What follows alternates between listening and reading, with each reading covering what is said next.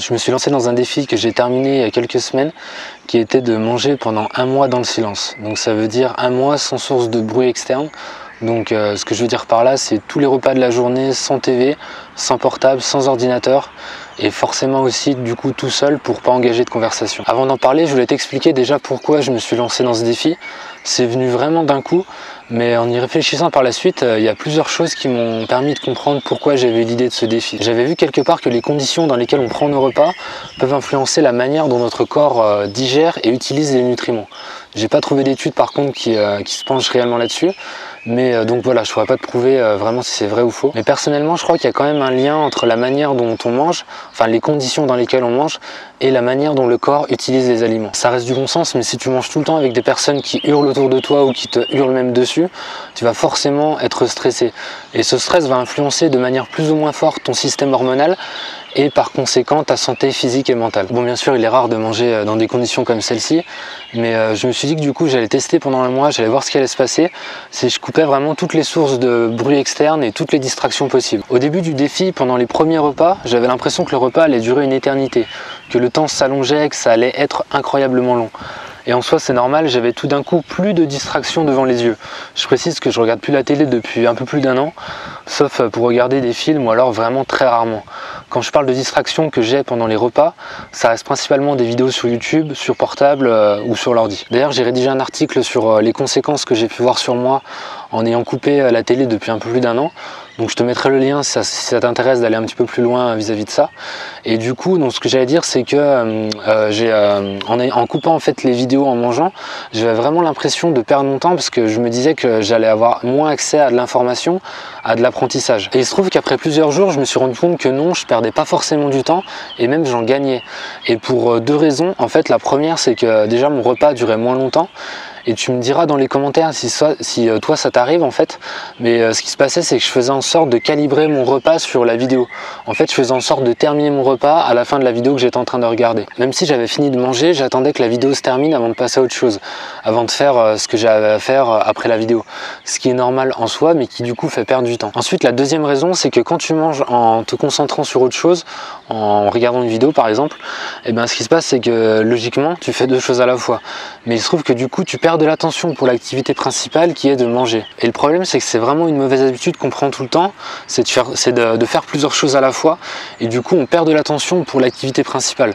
En fait le souci si tu veux c'est que le moment où tu vas vouloir vraiment faire quelque chose de précis sur une tâche en particulier, tu vas pas forcément bien y arriver parce que tu seras habitué à penser à plusieurs choses à la fois, à te distraire et à partir vraiment dans autre chose, à vraiment pas être focalisé sur ce que tu fais. Et du coup, qui dit perte d'attention dit forcément perte de temps. D'ailleurs, c'est un des principes de la méditation, observer sa pensée pour faire le vide et par la suite améliorer sa concentration. C'est pour ça que le fait de manger, je me suis renseigné un petit peu dessus vite fait et on m'en a parlé, le fait de manger dans le silence, ça ressemble à une forme de méditation qu'on appelle la méditation en pleine conscience. Bon, je suis désolé, j'ai dû changer de coin parce qu'il y avait un petit peu de monde qui commençait à se baigner. Donc ce que je disais, c'est que ça ressemble à une forme de méditation. Donc la méditation en pleine conscience, et il se trouve que la méditation en soi ça permet de contrôler ses flux de pensée pour progressivement améliorer la concentration et donc potentiellement faire gagner du temps. Et je me suis aussi rendu compte que quand je mangeais chez moi, même en coupant les distractions classiques, je trouvais encore le moyen de me distraire avec ce que j'avais sous la main, en lisant quelque chose, en regardant par la fenêtre, etc. Je me suis donc dit que c'était mieux si je mangeais sur le balcon. Mais sur le balcon, c'était pas forcément l'idéal non plus, parce qu'il y a toujours le bruit des bagnoles, il y a toujours les passants, les voisins, etc. Bon après, ça n'a rien à voir avec le fait de regarder une vidéo sur YouTube, ça c'est sûr. Je me suis même mis à observer des choses dont je n'avais plus forcément le temps ni l'habitude d'observer et qui sont très apaisantes, comme la lune, les oiseaux dans les arbres, etc. C'était quand même bien plus relaxant que d'être enfermé dans une pièce. Et là où je veux en venir, c'est que l'endroit où j'ai ressenti le plus d'effets bénéfiques, c'est logiquement dans la nature. Je faisais en sorte d'y aller au coucher du soleil et j'étais vraiment seul, complètement seul, face à mes pensées et face à la nature, face au calme. C'est là où j'ai pu au mieux me concentrer sur ma nourriture, où j'ai pu l'apprécier au maximum. D'ailleurs, il y a une personne qui se reconnaîtra qui m'avait conseillé quelque chose dont j'ai pas forcément pensé à essayer de faire, c'est de ne pas manger tout de suite, mais d'observer sa nourriture, puis de fermer les yeux et la visualiser, et essayer de se rappeler les bénéfices qu'elle peut apporter.